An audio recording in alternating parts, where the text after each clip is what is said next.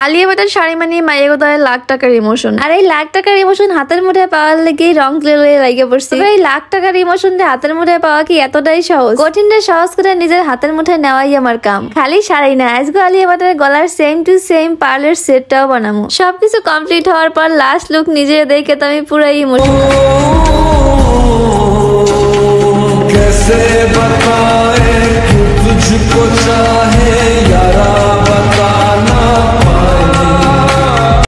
পছন্দের জনগণ, কি অবস্থা সবাই? আজকেও কার সাথে রিক্রিয়েট করবো তা তো অলরেডি প্রথমেই দেখে লাইছেন। বরাবর লাগি আমার পছন্দের জিনিস আমি আমার নিজের কাছে রাখতেই পছন্দ করি, কিন্তু পছন্দের জিনিসটা যদি হয় লাখ টাকার, সেটা পাইতে তো একটু কষ্ট হইবেই। তবে আপনারা তো জানেনি আমি বরাবর লাগি কখনোই হাল ছাড়ার পাত্রী না। আমার পছন্দের নাকি আলিয়া ভাটের কোন একটা ড্রেস আমার পছন্দ হবে, সেইটা আমি রিক্রিয়েট করবো না তা কেমনে হয়? তবে দেখতে যতটা সহজ মনে হইতেছে বাস্তবে অতটাও সহজ না, কারণ ভাই এটা সব্যসাচী শাড়ি। ওই শাড়িটা ছিল সিল্ক কাপড়ের উপরে ডিজিটাল প্রিন্ট করা। ডিজিটাল প্রিন্টের প্রিন্ট আর হইলো গিয়ে হ্যান্ড প্রিন্ট মিলানোর কতটা কঠিন, যারা হ্যান্ড প্রিন্ট করে তারাই বুঝবেন। ডিজিটাল প্রিন্টটা হইলো জাস্ট কম্পিউটারের মধ্যে ডিজাইন সিলেক্ট করে সেইখান দিয়ে জাস্ট কাপড়ের উপর কনভার্ট করা। আর আমার হইলো গিয়ে সেই ডিজিটাল প্রিন্টারে আস্তে আস্তে একটু একটু করে নিজের হাতে আইকে সেম টু সেম বানাই না। তবে এই শাড়ি বানানোর যে বিশাল প্রসেসটা, এই প্রসেসটা কোনো কষ্টই আমার কষ্ট মনে হয় না, কারণ পছন্দের কোনো একটা মানুষের কিছু জিনিস আমি নিজের কাছে পাওয়ার লেগে এতটুকু কষ্ট তো করতেই পারি। আর একটা জিনিস তো সবসময় কই যে ভালো লাগা বা পছন্দের জিনিস কখনো এত সহজে পাওয়া যায় না। তাও যদি আপনারা হয়ে থাকেন আমার মতো গরিব প্রো ম্যাক্স, এবং আপনারা জানলে অবাক হইবেন যে এই শাড়িটা বানাইতে আমার কয় টাকা খরচা হয়েছিল। থাক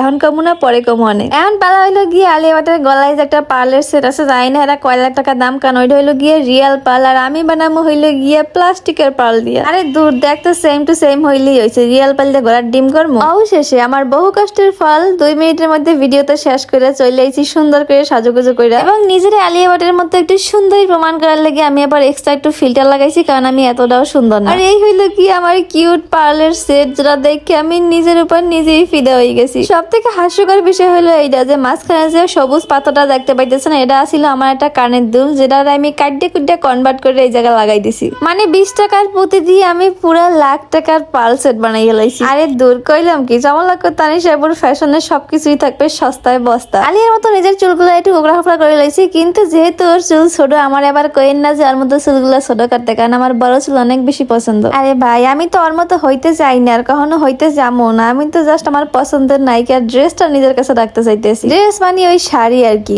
ঢংটা বহুত হইলো লন পুরোপুরি শাড়ি ধার পালা। তো এই হইলো গিয়ে আমার ঝাক্কাস শাড়ির লুক। যারা আলিয়া ভাটের শাড়িটা দেখেন না তাকে আমি দেখাই রাহি। এই হইলো গিয়ে আলিয়া ভাটের শাড়ি, এবং এই হইলো গিয়ে আমার শাড়ি। আমি জানি না আপনার দ্বারা কেমন লাগছে কিংবা কেমন লাগবে, কিন্তু আমি তো ভাই পুরাই ইমোশনাল, কারণ আমার পছন্দের নায়িকার শাড়িটা আমি যখন সেম টু সেম রিক্রিয়েট করি এবং নিজের দেখার পরে আর কিছুই কওয়ার নাই। প্রত্যেকটা কাজে যখন আমি প্রথম লই, তখন মনে হয় যে দূর কি কাম লইছি, লইয়া তো বিপদে পড়ছি, কি লেগে লইলাম, এবং কামের মাঝ বরাবর যাইয়ে মনে হয় যে দূর ছাইড়াই দিব, আর ভাল লাগতেছে না করতে। তারপর ধৈর্য সহ্য নিয়ে একটু একটু করতে করতে যখন কাজটাই সাকসেসফুল হয়, তখন তো ভাই নিজের প্রতি নিজেই একদম ফিদা হয়ে যায়। তো ধৈর্য তোর কেমনে রে ভাই?